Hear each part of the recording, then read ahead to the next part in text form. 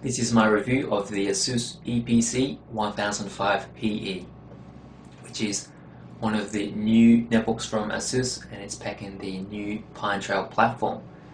So that means you get the Atom N450 processor and GMA 3150 graphics. Now that doesn't mean much, you still got the same performance as the last generation of netbooks. However, what you do get is better battery life. So I'm just going to go over the pros and the cons and just sum up by telling you if it's worth it or not. So I'll just give you a tour of the machine. The arrangements of ports is pretty much as you get on most netbooks. You've got one power there, VGA, one USB, Kensington lock, air vents there. On the other side you've got a flash card reader, two audio jacks, two USBs, you've got the LAN there. On the front you've got status LED lights there, and speakers running across the bottom. Underneath you've got a single access panel for RAM, and the battery, which is flush 6-cell battery. The lid, mine's a special version, but normally the 1005 PE has a glossy cover. Mine has a matte cover, and it's pretty thin, very nicely designed. So let's go for the pros now. First and foremost is the battery life. ASUS rates the highest end model at 14 hours. However, realistically you'll be getting around 9 hours, just over 9 hours, with some light web surfing at the lowest brightness settings and with Wi-Fi on. Next, it's very quiet. I can barely hear the thing most of the time. The fan is very quiet. I have to put my head to the keyboard to be able to hear the fan. Occasionally it ramps up, but it's still very, very quiet. Very good. Then next, it's cool. I left it on for an hour and stressed out the CPU. However, the bottom barely gets warm. Next, the flush 6-cell battery. As you can see here, it does not stick out at all.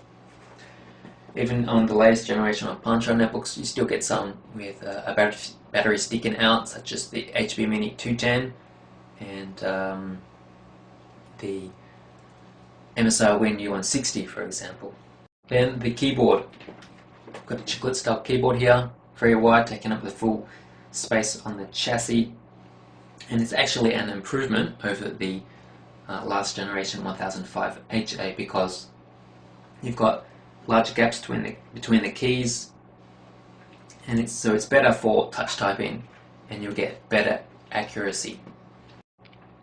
The touchpad is very responsive. Two-fingered scrolling. You can scroll on the sides if you set the option if you want that, but multi-touch scrolling is probably one of the most responsive that I've used on any netbook. It's flush with the palm rests here and a slightly dimpled surface, but overall very good. And you've got a single rocker bar here. It's a bit noisy and a bit stiff, but it does its job. Some models of the 1005 PE, depending on where you live, not in the US, but at least for the Japanese model, it comes with a textured matte lid, as you can see here, and it does not pick up fingerprints at all. I haven't cleaned it once, but it doesn't show fingerprints at all. Probably one of the best surfaces I've seen on a netbook. This textured lid comes in black or white. For US models, it comes on the 1001 P model. It's a lower end model, but you will not get it on the 1005 PE for the US models. Another pro is Linux compatibility. I tested out Jolly Cloud and it works perfectly. Let me just show you that. So here's Jolly Cloud, and it's officially supported on Jolly Cloud's list of supported netbooks. Here's Wi-Fi working. Okay, there's Wi-Fi. Brightness. I can increase and decrease the brightness. You probably won't be able to see that much. Sound. So I can decrease the sound, turn off the sound. Wi-Fi. Okay, Wi-Fi button doesn't work, but at least it does. Wi-Fi button works, and I can resume from standby.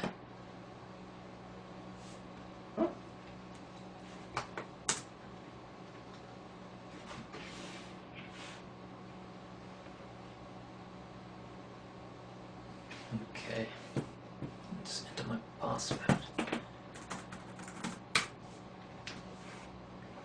Okay, see, it all works very good. So time to go over the cons now. Most of the cons that apply to the 1005 PE apply to most other netbooks, so there's no real deal breakers that apply particularly to the 1005 PE. So first, you've got a glossy display, which makes it a bit hard to see outdoors. It's perfectly fine indoors. But if you combine the fact that it's a glossy display with low brightness, I think it's got over 130 nits of brightness, I think. Well, that's more than enough for indoors. If you combine that brightness with the glossy screen outdoors, it can be really difficult to see.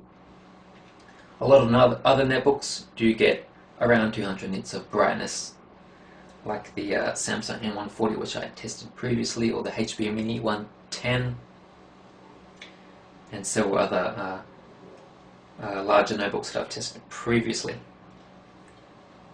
There used to be a program called ECTL that you could use to boost the brightness up to 300% more, around 300 nits, but however, it no longer works on the Pine Trail platform as far as I'm aware. That's a real shame. It used to be real handy using outdoors. Now back to the keyboard. It is a better keyboard, however, there is a little bit of flex. Under a normal typing situation, you can just notice it. If you press down, you can easily notice it. If you take off the keyboard and put some adhesive, you can fix that problem, however. But really, it's not that bad. Possible upgrades. The only thing you can upgrade easily is the RAM. You can upgrade to 2 GB of RAM, and that's it. If you want to upgrade the hard drive, or possibly put in a Broadcom HD decoder card, which I think you cannot do on this, you'll have to open it up and possibly void your warranty. I'm not sure if there is a warranty seal inside, but it's not easy to open up. Another con is HD video. You can't do 1080p H.264 video. Non-H.264 video works, however. Flash video, you can't do 720p or 1080p HD videos. As you can see here, I have an HD 720p video running right now, and it's a bit of a slideshow there. Now that wouldn't be a problem if you could slip in a Broadcom HD decoder card, however, you can't do that. Luckily, 720p video, like with all netbooks before this, works fine, as long as you use the Core AVC codecs. So is this worth getting? I can quite easily say yes. The combination of specs and the features that you get are just overall really good. There are no real deal breakers, perhaps apart from the glossy display. You've got a really good chiclet keyboard for typing. It's very light, very nice design. The battery is flush. Trackpad is very responsive, multi-touch scrolling. Sound is good. It's very cool and quiet, and you won't get as much battery life on other netbooks, even Pine Trail netbooks, compared to this one. I think it has the most battery life currently out of the current Pine Trail netbooks at about 9 hours, so very good. It's priced at around $370 for the highest end model. I can very much recommend this model. Thanks for watching. Peter here from Netbooked.